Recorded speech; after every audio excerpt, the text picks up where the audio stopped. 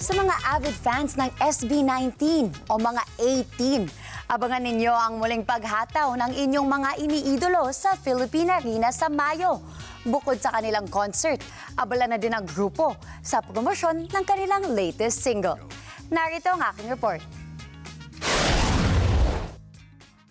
Pagkatapos ng matagumpay na konsyerto ng BINI nitong nakaraang Pebrero, eto na 18, para sa inyo ito.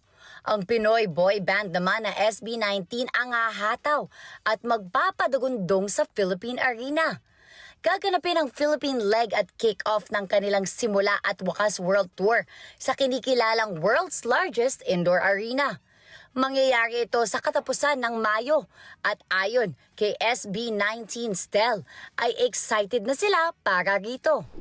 Super excited po kami kasi first time namin mag-Philippine Arena as solo concert ng SB19. Nakapag-perform naman na po kami doon, but this is something bigger for us and of course our company 1Z na maggawa ng show na sarili namin with partners. Exciting kami with the kick-off. Yung training namin, grabe na yung pag-iensayo namin. Like, tumutodo talaga siya.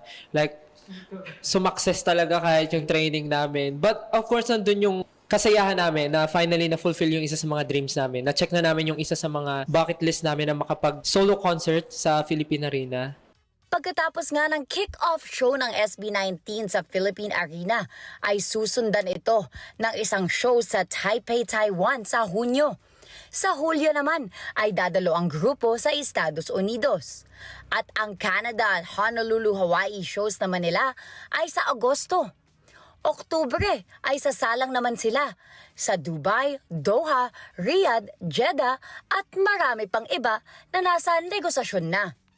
Bukod sa kanilang paparating na concert ay abala na din ang grupo sa promosyon ng kanilang bagong EP.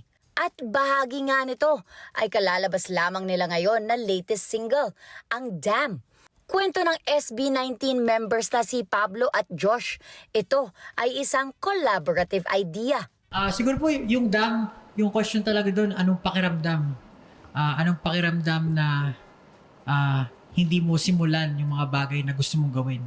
So, dito sa team namin, meron po kaming tanong, paano mahihigitan yung sagad na?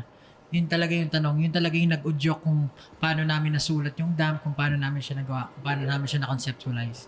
And everything is ambitious. So, lahat ng na hindi namin na-try from before, ginagawa namin siya ngayon kasi alam namin na through doing things that we haven't tried, magkakaroon ng mga panibagong results. It might be good, it might be bad, but hindi namin malaman kung di namin susubukan. So, yun po yung dam.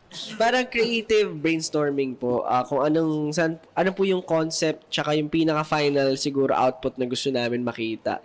Medyo mahirap po kasi syempre since we are a group of creative people, parang talagang batuhan, medyo ambitious yung mga gusto namin. And nag-worry po kami na baka medyo hindi namin ma-pull off.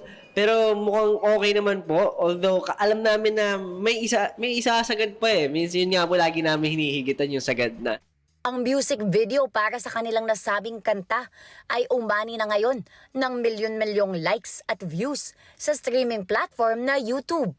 Para kay SB19 Ken, kinikilala niya na malaki ang naitulong ng grupo para sa kanyang personal growth. From the very start, there are a lot of things that I thought na hindi ko magawa, but being a member of this group taught me a lot of things, and especially sa pagkatao ko and sa character ko, dami talagang naitulong and madaming discoveries na natuklasan, especially sa talent, sa skills.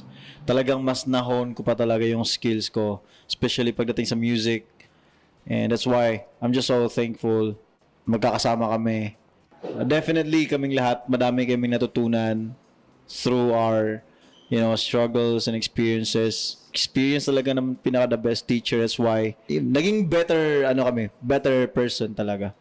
Sa nakaraang taon, kahit dumaan sa iba't ibang hamon ang grupo, maituturing umano ito ni SB19 Justin na mas lalong nagpatibay sa kanilang samahan bilang isang boy band na iniidolo ng maraming tao. For this year po, what we're looking forward po talaga is yung mga result ng mga changes na gagawin namin for this era. Kasi hindi lang po kami trying something new with in terms of music or sound, but yung lahat po ng processes din namin, we're trying something new, we're experimenting, and we're very excited and looking forward for the result. Kung if it will kung mag-work ba ito, or it is something na meron kaming matututunan, may makukuha ba kami from this, it will be very successful, ganyan po. And from the previous experiences naman po namin, we're very thankful, first of all, sa lahat ng tao na nakasama namin po sa journey namin. Individually, as a group, sa company po namin. We're very thankful lang sa lahat ng tao, especially the fans, na yes, laging nandyan po, not just to support, but to give us criticisms na will help us to grow. Maraming salamat sa inyo pong pagsubaybay sa Mata ng Agila Primetime. Para malaman ang matatag, matapang at matapat na mga balita, i-follow lamang at mag-subscribe sa AtNet25 TV.